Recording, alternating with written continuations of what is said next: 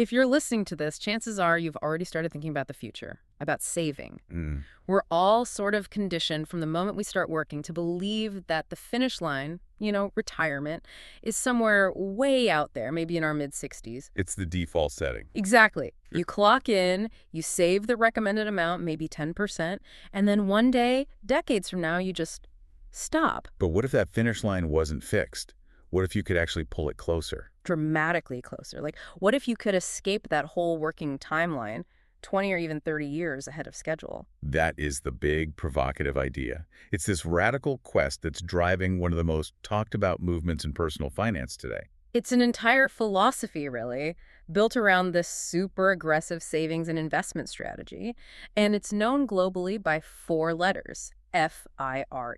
Financial independence, retire early. So today, we are taking on the entire FIRE movement. Our mission for this deep dive is to be pretty comprehensive. We want to figure out how this philosophy actually works.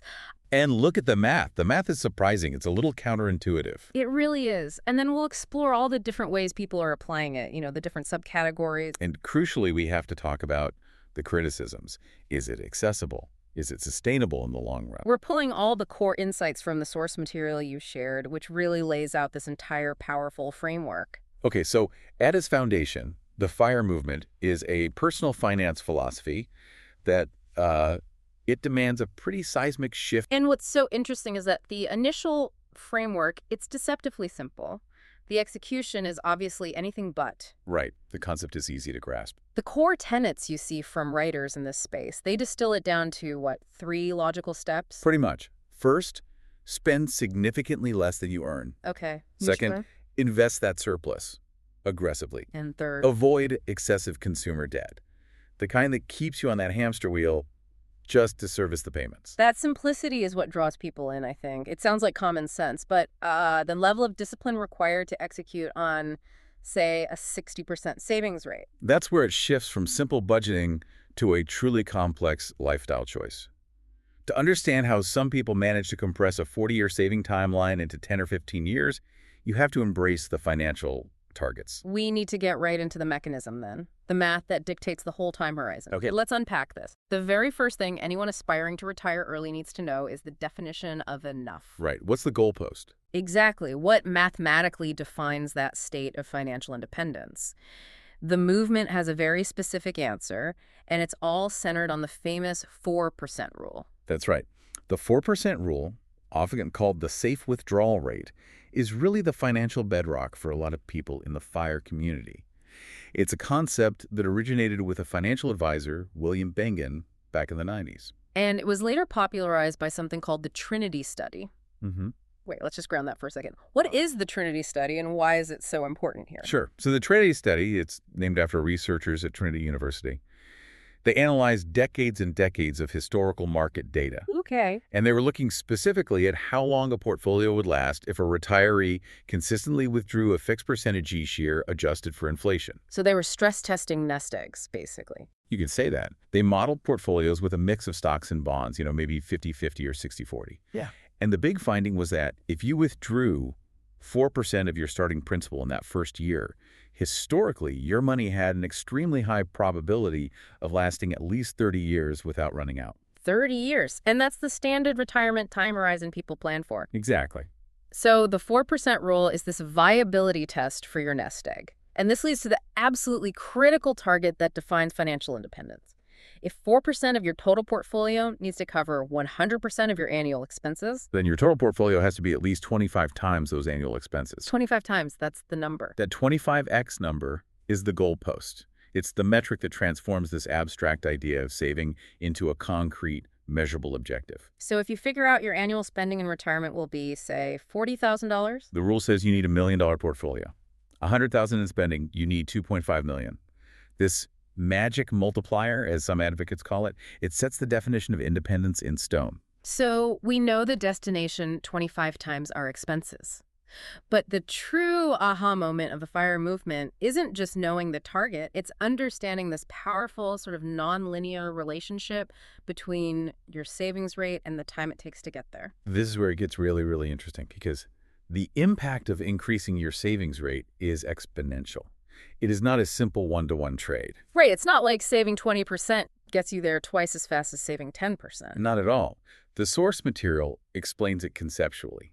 The years of work you need to fund your life is dramatically inverse to how much you save. And there's this dual leverage effect that high savings rates give you, which is what really cuts down your working life. What do you mean by dual leverage? Well, first, every dollar you save is a dollar you invest, which speeds up the growth of your portfolio. That's the obvious part. Okay. But second, and this is the more powerful part, every dollar you don't spend is a dollar you don't have to fund in retirement. So you are shrinking your target, that 25x number, at the same time you're speeding towards it. That's a great way to put it. You're attacking the problem from both ends. Let's walk through the numbers the sources provide, because this is the data that really converts people to this philosophy. Yeah, let's do it. If we just for a moment set aside investment returns, which we know add massive acceleration, we can see the raw power of just the savings rate formula. Okay, so let's start with the traditional approach. Someone's following the standard advice, and they manage a conservative 10% savings rate. Meaning they spend 90% of what they earn. Right. The math shows that it takes them 9 years of work to save up for just 1 year of living expenses. A 9-to-1 ratio. That perfectly illustrates why a traditional career takes 40-plus years to fund a 20 or 30-year retirement. You're working almost a full decade for every single year of freedom. It's a slog. It is. But now, watch the acceleration. If you can boost your rate to 25%, so you're living on 75% of your income. The ratio drops a lot. Dramatically. It now takes only 3 years of work to save for 1 year of living expenses. So by increasing your savings by just 15 percentage points, you've cut the time required for every retirement year by 2/3. That is a massive structural change to your entire working life. It's huge. And it just gets more powerful as you go up the ladder, right? So let's talk about the big one, the 50% savings rate. The critical middle ground. You're saving half of what you earn, living on the other half. You hit this perfect one-to-one parity. 1 year of work funds, 1 year of living expenses. Exactly. This is the mathematical tipping point where retiring in your 40s starts to look, not just possible, but actually feasible, even before you factor in compound growth. Right, because at 50%, you're saving a year of expenses every single year. You only need 25 years worth. So a 25-year career is all it takes, ignoring growth. And once you factor in investment returns, which the sources note can double a portfolio every 7 to 10 years or so, that timeline shrinks dramatically. But this brings us to the high-octane goal, the one that a lot of core FIRE advocates aim for, where the timeline just compresses down to a decade or even less. The 75% savings rate. Yeah. If you are aggressively living on only a quarter of your income, the raw calculation shows that it takes only 1/3 of a year. So what, 4 months of work to save for 1 full year of living expenses? 4 months of work funds, 12 months of life. That ratio is just stunningly powerful. It's incredible. And based on this reasoning, a lot of advocates push hard for these savings rates of 50% or more.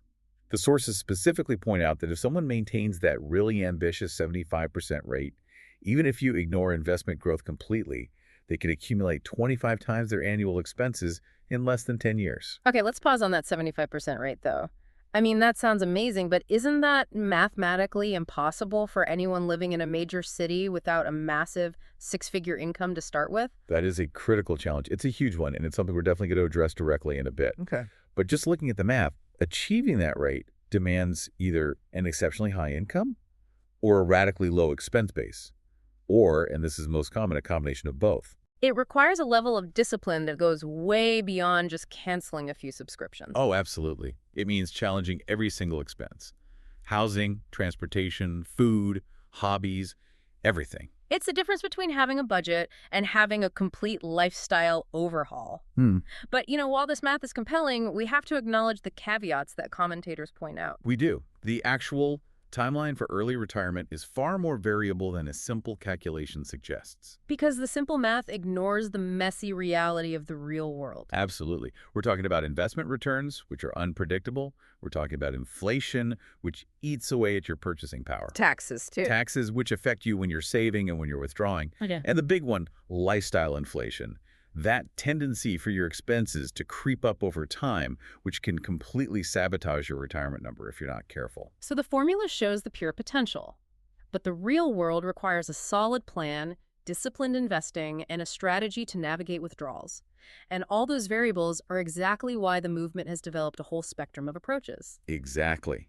Not everyone is aiming for that 75% rate, and that means we move from a single, rigid goal to a more tailored menu of options. That's the key, isn't it? The simplicity of that 25x calculation doesn't really account for the fact that people want different things out of life. Right. Not everyone wants the same level of comfort or has the same tolerance for risk. And this realization has led people in the movement to develop these specific variations. It is anything but monolithic. So let's start at the extreme low end of the expense spectrum. The sources call this LeanFIRE. This is the version most associated with that hyperfrugality we were just talking about. It is. LeanFIRE is defined by achieving FI by maintaining very low living expenses, often well below the national median. The whole goal is to minimize the total target number you need for financial independence. You're shrinking the target as much as possible. Exactly. By keeping your annual expenses down to, say, $25,000 or $30,000, you only need a portfolio of $625,000 to $750,000 to trigger that 4% rule. That dramatically lowers the hurdle and makes the timeline much shorter. But what does that lifestyle actually look like? What kind of ongoing frugality are we talking about? It requires an extreme commitment. The sources highlight that LeanFIRE often involves these big structural changes to your life, like house hacking. House hacking. So you're renting out rooms in your own house to offset your mortgage. Exactly. Or practicing something called geo-arbitrage. Geo-arbitrage, that's a technical term. Let's define that one quickly. It just means capitalizing on the difference in cost of living between two places. So you earn a high income in a high-cost area like New York or San Francisco, Right. but then you retire to a very low-cost area, maybe a small town in the Midwest or even overseas in a country like Portugal or Thailand. And by doing that, you drastically reduce your necessary annual expenses. And you immediately shrink your 25x target. LeanFIRE is really focused on securing freedom from work, even if that freedom comes with a very frugal, necessity-driven existence. Okay, so that's one end of the spectrum. Let's go to the complete opposite end, which appeals more to high earners. We have FatFIRE. Mm-hmm. This approach is all about seeking early retirement while maintaining or even exceeding a middle class or maybe an upper middle class standard of living. This is the luxury version of early retirement. You could call it that. The key here is that they refuse to sacrifice comfort, which means the required savings target is immense. So if the average FIRE person is aiming for $1 million, maybe $1.5 million, A FatFIRE participant might be aiming for $5 million, $10 million, or even more. That's to support annual expenses of $100,000, $200,000, or even higher. That need for such a massive portfolio, it requires both a high income and a high savings rate, right? It does. It often means a longer time spent accumulating wealth than LeanFIRE, but the result is you retire with this genuine financial cushion. Market volatility, unexpected costs, they become much less concerning. Did the sources say if these folks rely on different types of investments to hit those huge targets? Yes, there's an implication that reaching FatFIRE targets often requires moving beyond just simple index funds. Mm-hmm. It might involve more complexity like profitable real estate holdings, private business investments, or just having generated a ton of income through a really high-paying, demanding career. But a specialized lawyer or a tech entrepreneur. Exactly. Yeah. It's an approach built on accumulation velocity and making sure your lifestyle is preserved. Okay, so we have LeanFIRE, which is fast but austere, and FatFIRE, which is comfortable but takes longer and needs higher earnings. Now let's get into the hybrid categories, the ones that recognize maybe work isn't something you want to eliminate completely.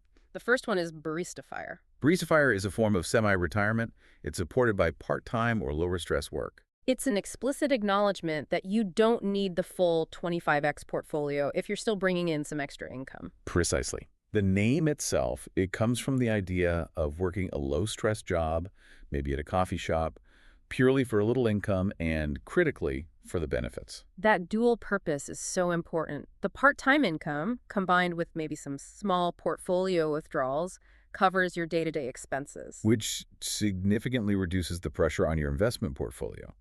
But you get on the most crucial element the sources highlight. That work often provides affordable benefits, especially health insurance. Yeah, in the U.S. system, that's the big one. Covering the massive cost of private health insurance is often the single biggest obstacle for early retirees. And BaristaFIRE is a solution. It uses that low-stress job as the vehicle for health coverage. And that allows the investment portfolio to keep growing, unburdened by having to cover 100% of living expenses and insurance premiums. It's a really practical middle ground for managing that healthcare risk over a long retirement. It is. And finally, we have CoastFIRE.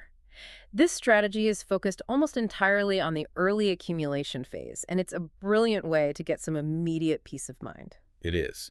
CoastFIRE involves saving and investing as aggressively as you can in your early years, say your 20s and early 30s, until your portfolio hits a specific target amount.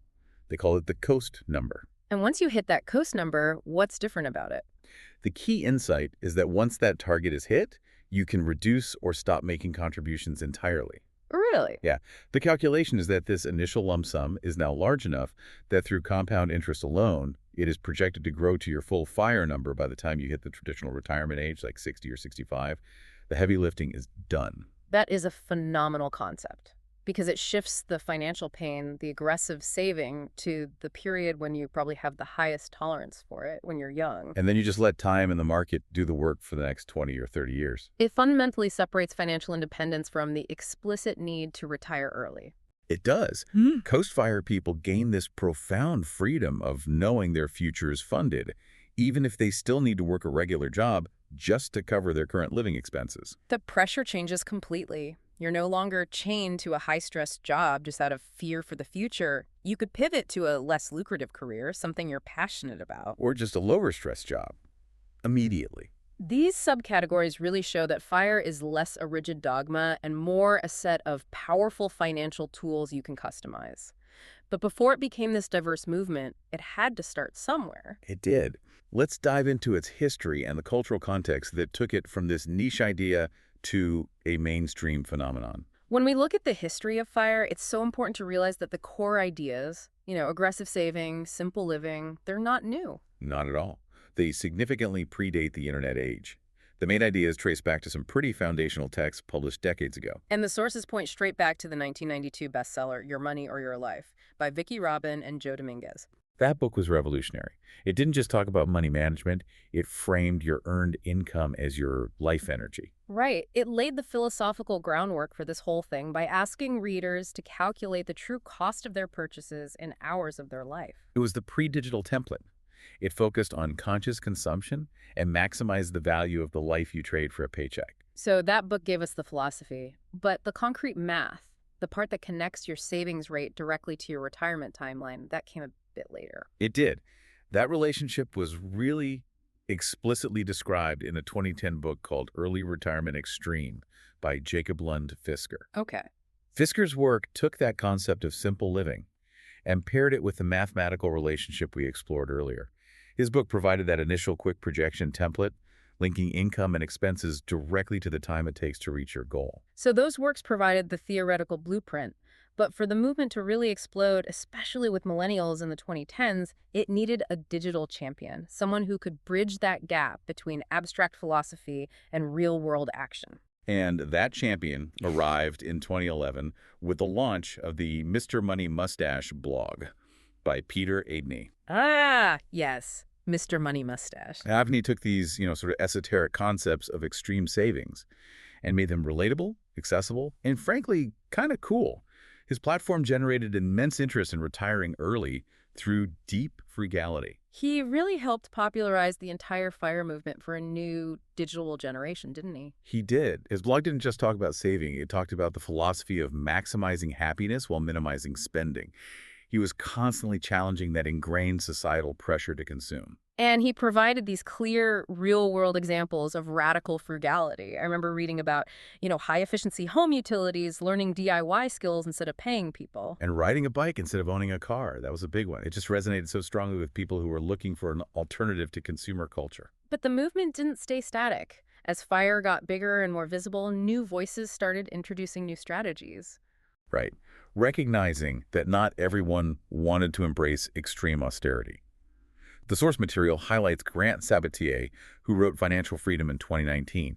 He popularized the idea of using side hustling and just maximizing your income to speed up the path. That's such a critical evolution because it broadened the base of the movement. How so?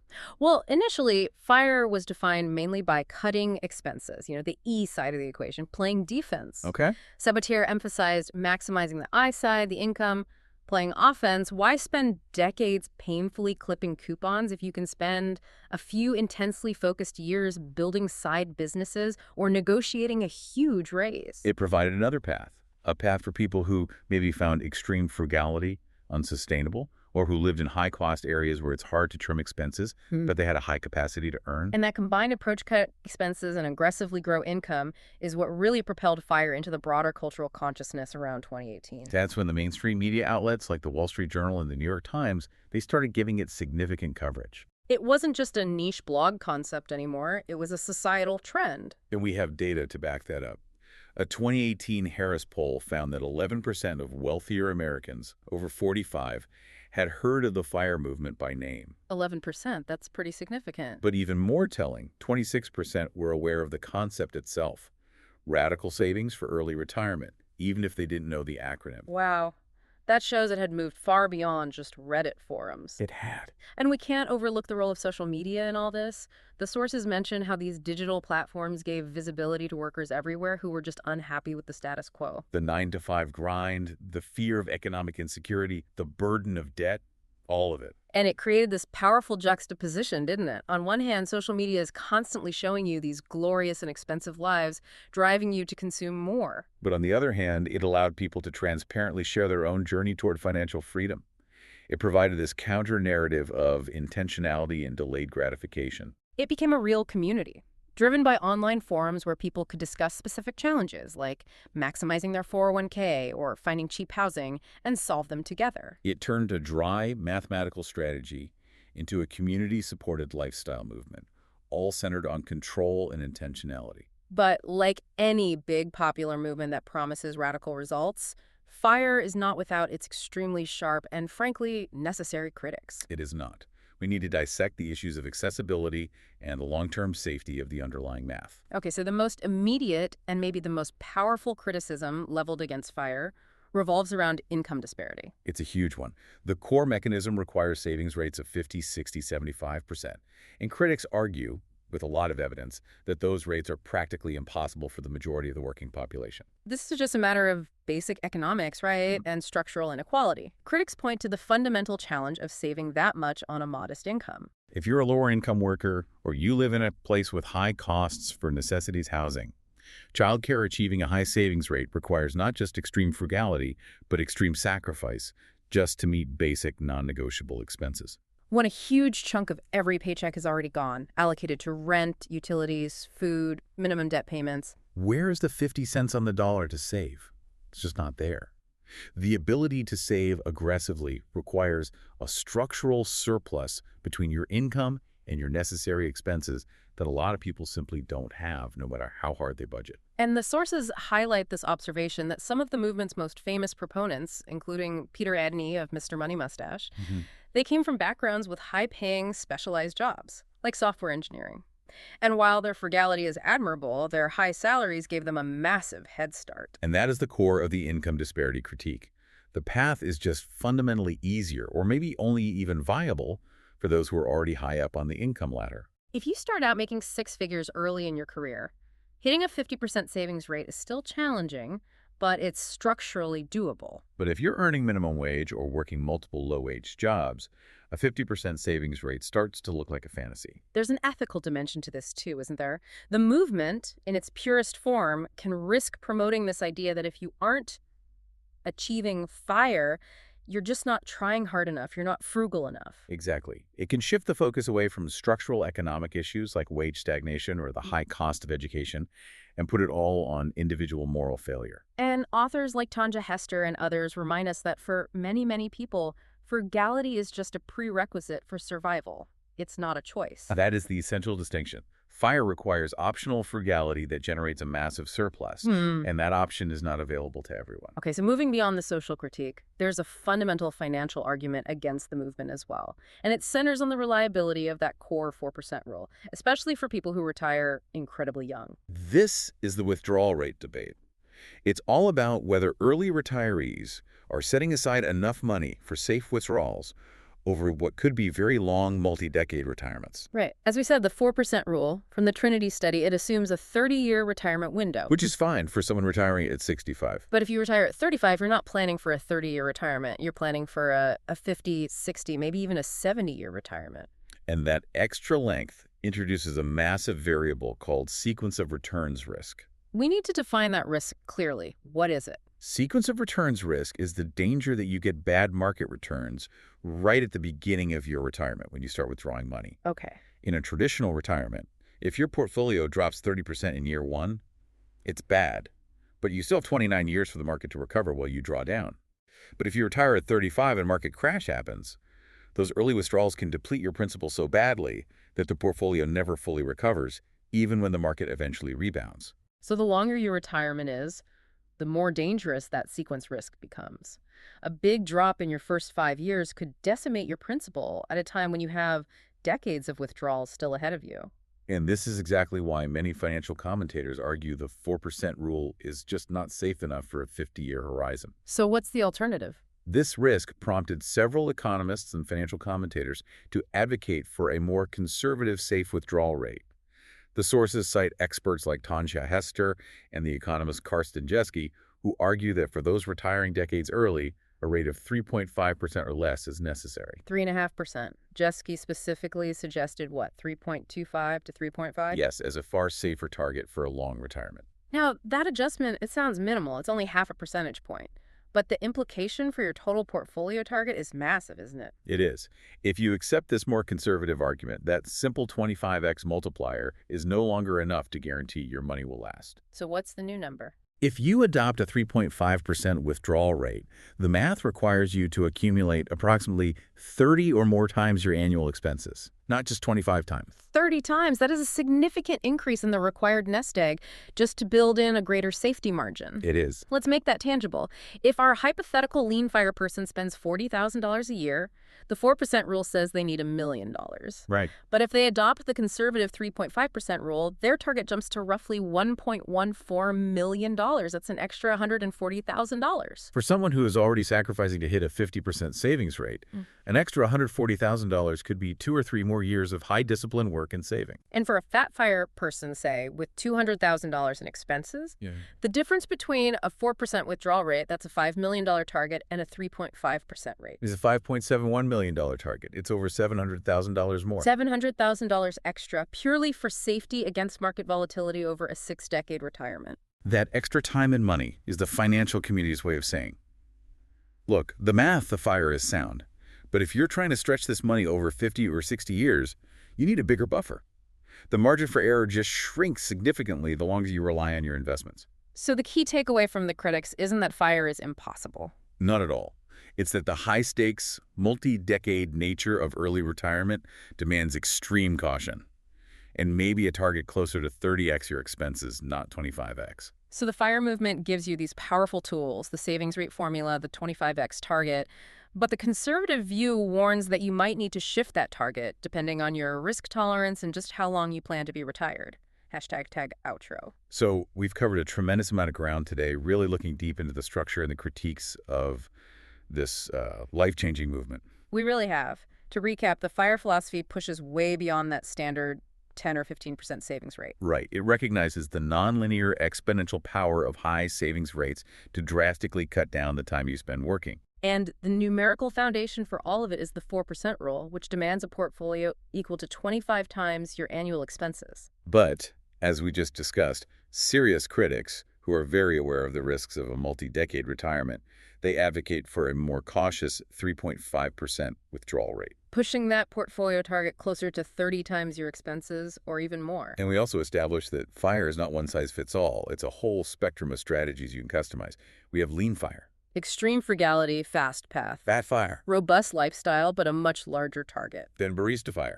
Semi-retirement, supported by part-time work and, crucially, benefits. And finally, CoastFIRE. Which is that aggressive early saving followed by just letting compound interest carry your portfolio to maturity. The core lesson, though, regardless of which path someone chooses, is that FIRE is a philosophy.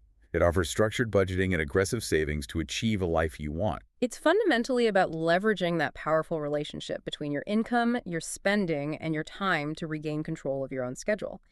Even if you decide full early retirement isn't for you, applying the core principles Like maximizing savings and minimizing unnecessary spending. can dramatically accelerate any financial goal you have. Indeed. The fundamental achievement is the freedom you get from that leverage. It's the knowledge that you are working because you choose to, not because you have to. And that leads us to the final provocative thought for you to consider, which is pulled right from the nuance of the subcategories we talked about today. Given that options like BaristaFIRE and CoastFIRE explicitly involve continued work, either to cover benefits or just to cover current expenses while the portfolio grows, is the true goal of this movement actually retiring early, the RE part? Or is the real ultimate prize simply financial independence? The FI part, that profound freedom and security that lets you define work and lifestyle and time entirely on your own terms, even if that means still working a job you happen to enjoy. If the goal is just the end of compulsory labor, then FI is the true prize. And ARI is just one possible, though very demanding, outcome. Something critical to ponder as you analyze your own relationship with your income and your savings rate. Thank you for diving deep with us.